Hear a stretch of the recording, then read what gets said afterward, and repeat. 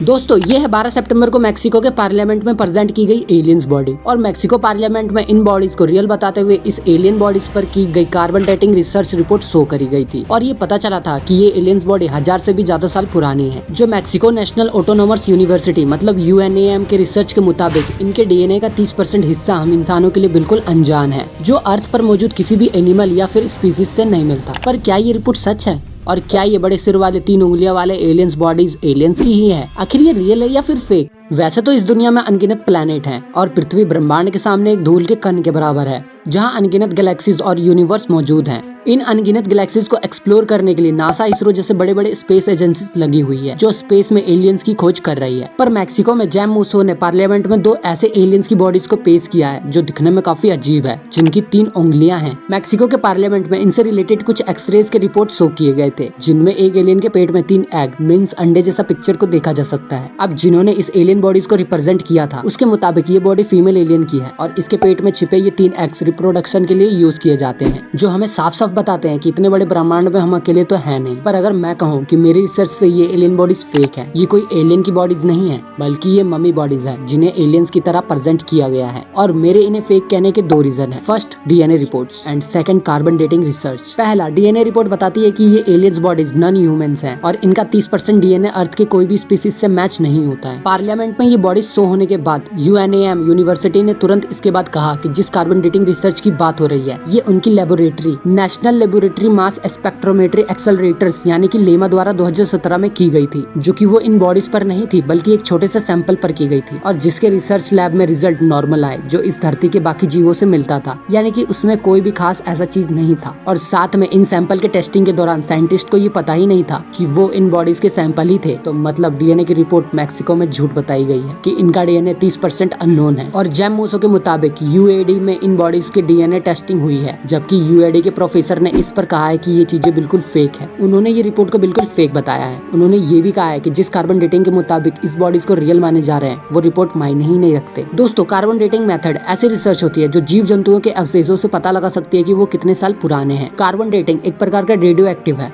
जो हमारे अर्थ के एटमॉस्फेयर में कार्बन 12 होती है, जो वो सन के रेत से मिलती है तो कार्बन 14 बनती है और हम उसे हील करते हैं। C14 को C12 बनने में 1200 साल लगते हैं। अगर कोई जीव मरता है तो साइंटिस्ट उसके बॉडी में C14 को काउंट करके पता लगाते हैं कि वो कितने साल पुरानी है। अगर वो हाल में मरा होगा तो इसका मतलब है C14 उसके अंदर ज्यादा मात्रा में होगा। इसका मतलब कि हम सिर्फ अर्थ में रही ऑब्जेक्ट और लाइफ फॉर्म्स के एज को ही प्रेडिक्ट कर सकते हैं, पर हम दूसरे ग्रहों से आई चीजों के एज को प्रेडिक्ट नहीं कर सकते। यानी कि जो ऑब्जेक्ट किसी और प्लेनेट से अर्थ पर आई है उसकी एज हम प्रेडिक्ट कार्बन 14 को काउंट करके नहीं कर सकते हैं, क्योंकि हो सकता है वहाँ के स्टार की रेडिएशन और उनके प्लेनेट की एटमॉस्फेयर अलग हो और उनका रोटेशन स्पीड भी ज्यादा हो या फिर कम हो, जो इसको प्रूव करता है कि ये बॉडीज फेक है। दोस्तों, एक इंटरव्यू में नील डिग्रीस टाइसन से इस बारे में पूछा गया तो उन्होंने कहा कि साइंस की दुनिया में किसी चीज को सच तब माना जाता है जब उस चीज को साइंस कम्युनिटी में कई बार टेस्ट करके वेरीफाई किया गया हो। इसीलिए जब USA मून पर गया था और वहाँ के सॉइल्स को लेकर आया, तब नासा ने मून के सॉइल को दुनिया के अलग अलग लैब के पास भेजा उसके सॉइल में रिसर्च करके वेरीफाई करने के लिए। जबकि मैक्सिको में जिसने एलियंस को शो किया था उन्होंने ऐसा कुछ रिपोर्ट शो नहीं किया है और ना दुनिया को दिखाया है, जो साफ प्रूफ करता है कि ये फेक है। अब सवाल ये आता है कि आखिर ये है क्या? तो एक्चुअली दोस्तों, ये कुछ बच्चों के अवशेष है जो मम्मीफाइड और ह्यूमंस रिमेन्स को तोड़कर बनाए गए थे, जो हजारों साल पहले मरने पर उन्हें मम्मी बना दिए गए, जिनके हड्डियों को गलत प्रकार से तोड़ फोड़ कर जोड़े गए हैं। हाथ की उंगलियों को तोड़कर वेल डिजाइन किया गया है, जो कि फेक पॉपुलैरिटी को पाने के लिए किया है। अब जैम मूसो, जिसने ये चीज को मैक्सिको पार्लियामेंट में हाजिर करा, अगर उसकी हिस्ट्री की बात करें तो उसने एक बार 2015 में एक ब्लर मम्मी की फोटो दिखाकर पूरी दुनिया में उसे एलियंस का नाम बताया था। पर जब उसमें डीप रिसर्च हुई तो बाद में पता चला कि वो कोई एलियन नहीं, एक मम्मी चाइल्ड की इंसेंट फोटो है, जिसे ब्लर करके मूसो ने फेम और पॉपुलैरिटी पाने के लिए दुनिया को पागल बनाया था। पर ऐसा नहीं है कि इस दुनिया में एलियंस नहीं है। पूरे ब्रह्मांड में अनगिनत आकाश गंगाएं हैं जहाँ लाइफ की पॉसिबिलिटी हो सकती है। और ऐसे ही 1977 में हुआ जब होयो सिटी के बिग सर्वर टेलीस्कोप ऑब्जर्वेटरी को कुछ मिनट का सिग्नल मिला था, जिसे साइंटिस्टों द्वारा रिसर्च करने पर वाव कहा गया। अब आज तक साइंटिस्ट सोच में है कि वो सिग्नल आया तो आया कहाँ से, और ये अभी तक रिसर्च चल रही है। अगर आप चाहते हो कि मैं इस बारे में लॉन्ग वीडियो बनाऊं तो कमेंट जरूर करें। और एलियंस होते हैं या नहीं,